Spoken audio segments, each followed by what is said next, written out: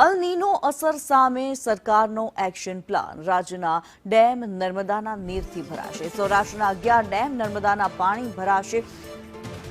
ઉત્તર ગુજરાતના 300 તળાવો ભરવાનો પ્લાન છે। 30 જૂનથી નર્મદા ડેમમાંથી 1600 ક્યુસેક પાણી પાડવામાં આવશે।